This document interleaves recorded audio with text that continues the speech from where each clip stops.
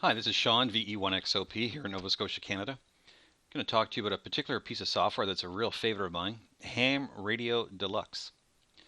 So I'm going to start up Ham Radio Deluxe, and you have an option to actually basically run it in demo mode. So I'm going to run this Ham Radio Deluxe in demo mode.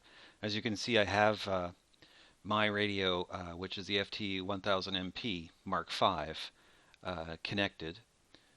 And I'll go to demo mode just for the sake of it, to show you what it is and what it's all about. I mean, some of you probably have seen this. You've seen this particular piece of software, and you're wondering what it can do. Well, in this video, I'm just going to illustrate what Ham Radio Deluxe can do for you. So very simply, out of the box, in this case, you've got a menu up on top. If you take a look up here, favorites, quick save, macros, it's a lot of stuff. I can tell you right off the bat that with this particular piece of software, it's really ideal to have at least 2 monitors. The reason being is that when you get into, say, the digital mode, and I'm just going to click on this little button here, probably going ahead of myself, but a lot of you use this for the digital mode. So they got a piece of software, the DM780. So it's called Digital Master. So we're going to start this up, and it should be starting up. Here it comes. So we're waiting patiently for this piece of software to start up. And here you are. And you're like, oh, but what happened to the other window I was looking at? It's right behind that one. So if you're running a single monitor, this is the problem that you may run into. And if you start up the Logbook as an example, have a little error. We'll fix that later. So if you run the Logbook at the same time, plus you want to run the remote access, this is basically the remote access, or it's your computer access to your radio. And you also want to run the digital mode. Do you see what's happening? Just saying from experience. I don't think you have to really be much of a scientist to figure this out. This is just really tight. And I refer to this as looking through the rabbit hole. It's like looking down a rabbit hole. You're looking down one hole, and you really can't access everything properly. So if you have bigger monitors, such as 2 of them, I would highly recommend at least 2 monitors for this particular piece of software. If you think you can survive with 1 and you just want to run the digital mode, then go for it. I'm just going to say you're probably going to get a little frustrated, because if you want to go back to your Logbook to take a look at stuff and then go back to digital, you might get a little frustrated and get confused. Again, just a suggestion. So going right back to our original starting point, we're running a demo mode of a FT2000 demo. So you have the choice of connecting, disconnecting. You can do a print setup. So you can change your printer options, of course, because you can print various items. You can copy the frequency, copy the mode. So if you copy the frequency and wanted to paste it somewhere, maybe in an email, maybe you're using a different type of logging program, maybe you're using the existing logging program for whatever reason, you just want to copy the frequency without typing it, you have the ability to do it. And with view, you can basically change the view. All this other stuff starts popping up. I don't have that. I just leave it like this. So if I'm just going to leave this open long enough for you to see, that's how I have mine set up. Just like that. The main, the program, the logbook, and a tool, is a toolbar text. And what does that mean? If I take that off, all these little programs lose their names. If you're not familiar with all of them, I would leave it on. And there it is. Status bar is down at the bottom. Ready. Full screen, that's if you want to use your entire screen. Advanced. Oh, this really opens up a lot of stuff. It just becomes very complicated in the sense of just being able to maneuver. You add your favorites. We're not going to use the advanced. We'll close that up. There we go.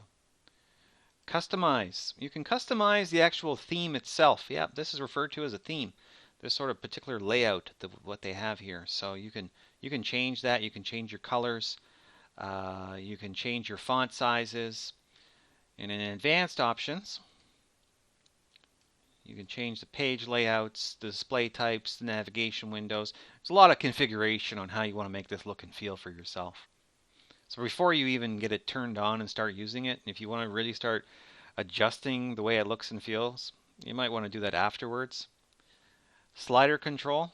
Oh, what happened there? So, see this little area down here? AF gain for your volume. You actually can turn your radio up and down. Your RF gain,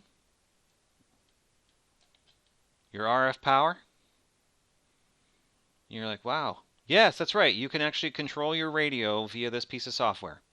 But in order for that to happen, it just doesn't happen out of the box that you can basically take your radio, sit it beside your computer, take your computer, turn it on, and the radio and the computer connect. No, it doesn't work that way.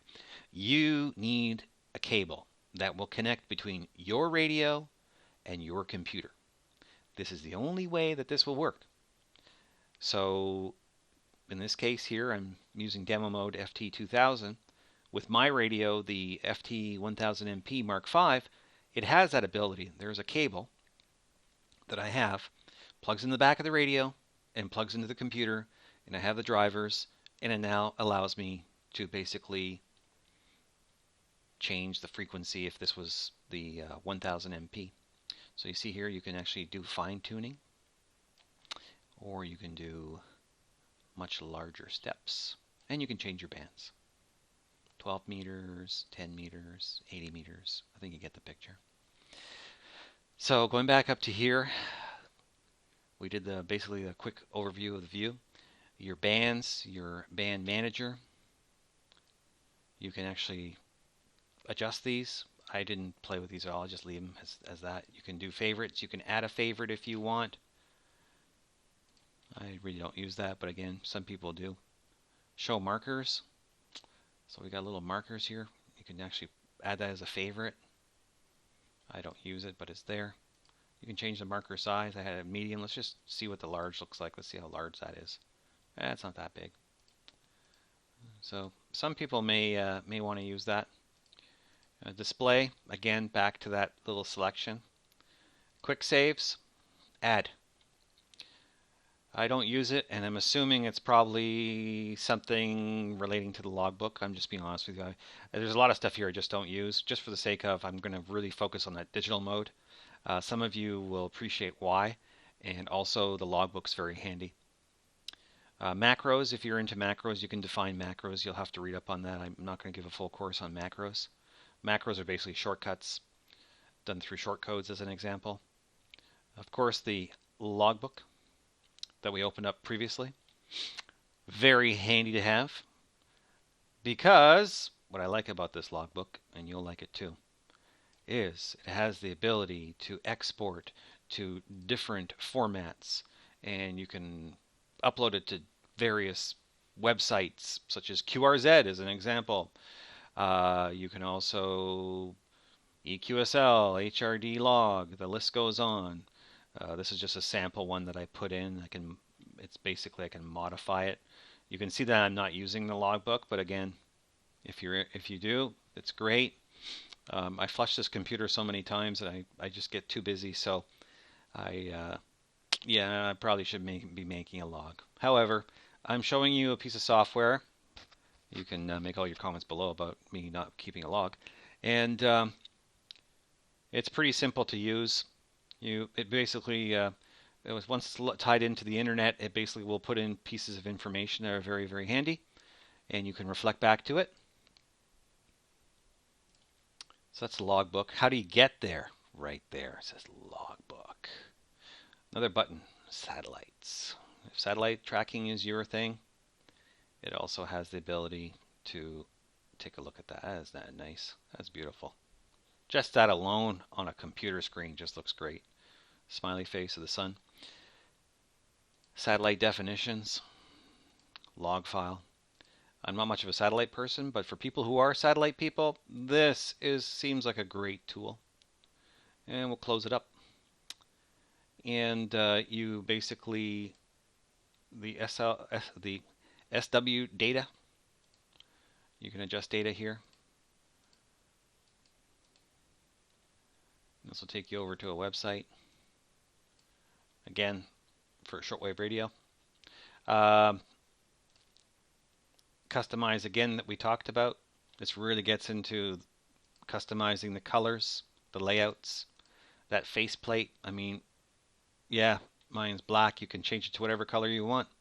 I got black and gold, and that's just the way it is.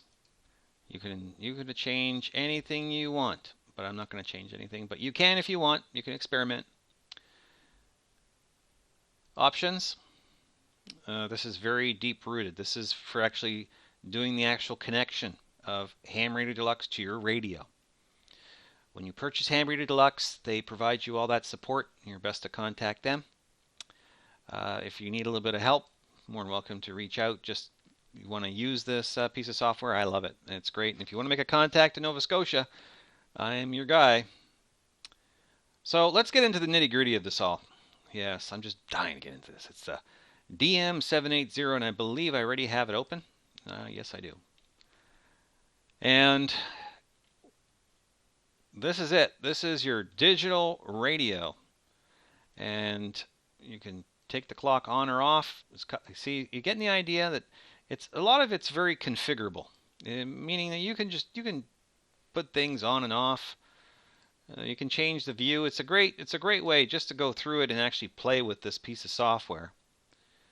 And the menus are very friendly. Everything is right here for you. So once you're in Ham Radio Deluxe, when it starts up, this is what it looks like. And if you want to do your logbook, click on your logbook. You want to do your digital, you click on your digital, and away you go. So when you're doing the digital work, we'll go back to digital. When you're doing your digital, you have your different modes. There it is, modes. Select the mode shown in the toolbar. If you want all these modes to be selected and seen, I just can suggest you better have a big enough screen, because this will eat up your real estate on your screen. So I just have the basics ones showing. PSK 31. You have this waterfall here. And I'm assuming we should be able to get some PSK 31 today. Hoping the band is open up enough for me to demonstrate that for you. So I'm just going to tune the radio over. And in fact, I will disconnect from this demo mode and actually go to my radio. So I will choose my radio, connect. And now I'm connected to my radio. I'm on 40 meters. And I'm going to now plug in the audio. Give it a second.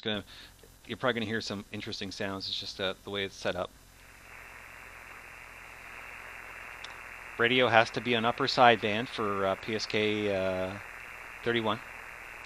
And unfortunately, there doesn't seem to be an activity right now. And this is your receive window, and you clear it here. This is your transmit window. And if I were to call CQ, I just basically can press this, or I can go over here and type in something and press this, and actually will start sending. This is your waterfall, and it's too bad that we don't have anything coming in right now that would give us a chance to hear some packet. I could go over to 20 meters real quickly, and let's see if I can bring something in there, and we'll show you how that waterfall works. It's pretty impressive. Some R2TY. No, I don't think we're open enough right now. The band is so dead, unfortunately. Sorry about that. So that is the waterfall. I'll leave that on just to show you again. And I'll go back to 40. Put the antenna back on 40. So traditionally, what will happen is you'll get when you get a signal across here, you'll be able to click on this, and then it would basically decode that actual signal. And right now, there's nothing happening. The Super Sweeper, which is really nice, it actually will keep track and show you all the various contacts that are being made, or various stations calling CQ. Another great thing is it has a history button. When you click on history and it's enabled, you basically you get to see all the stations. So hypothetically, you could leave this on 24/7 if you just want to be able to receive and decode PSK31 and see what's going on out there. So we'll go back to this and go back to Ham Radio Deluxe. Yep, we're okay.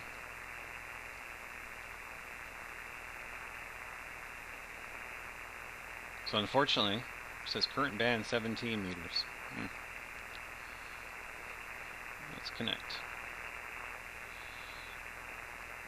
There we go. Now we're connected.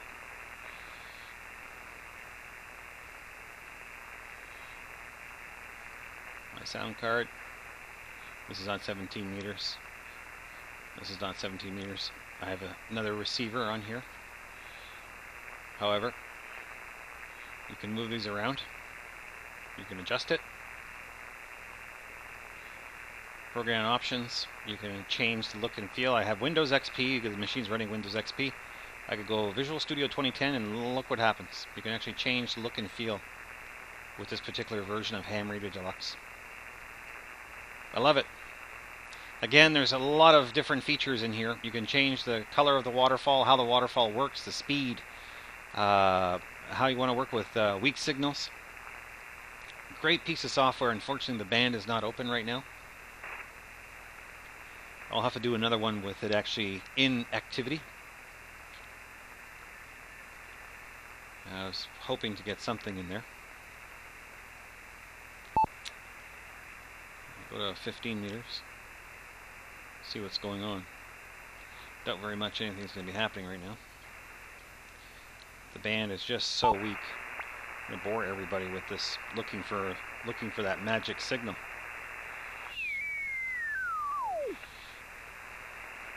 But you'll see how the we'll see if we can get something else in here. No, got people talking. We're gonna. Nope. Unfortunately, folks, I'm really sorry. No PSK31 in this video as a demonstration. But the real neat part is that this piece of software is rather impressive. And I mean, we could do a call to see how it works. So we'll send a CQ, and if I press on the little CQ button, I basically can do a CQ twice, and it would basically send that off. But as I did a video prior to this for packet, and I've left the controller on for packet. So what I'm going to have to do is try this again, and there we go. Give some power to it.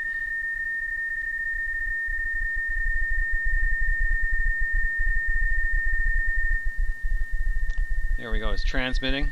You can see it there. I usually don't sit this high up. I usually will come down, say in this area here, and we'll do it again. So you'll hear the tone is, hoping that you can hear this tone that's coming across. It is a little bit different. Of course, it's a lower type tone. And this is what the PSK31 sounds like. And then it ends, and you wait patiently. It's like fishing. It's like fishing, waiting patiently for that magic something to come across. But there's really nothing happening right now, unfortunately. And maybe later on the day, this evening.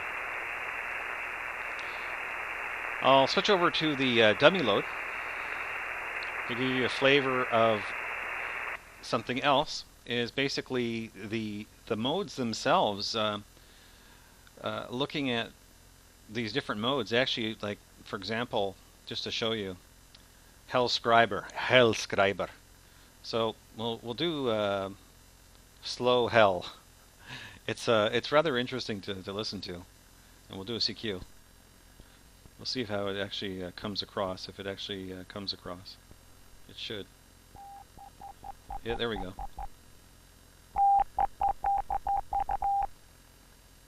There it is. Very, very strange sounding. So you just press stop when you're, so let's say you just don't want to do it anymore, it should stop. You have to wait patiently for the stand. It actually has to finish the last character. Switch back over to the antenna. PSK31, hoping that there could be something there, but unfortunately there is not. Again, the modes, if I selected all, then of course I'll show you what it looks like.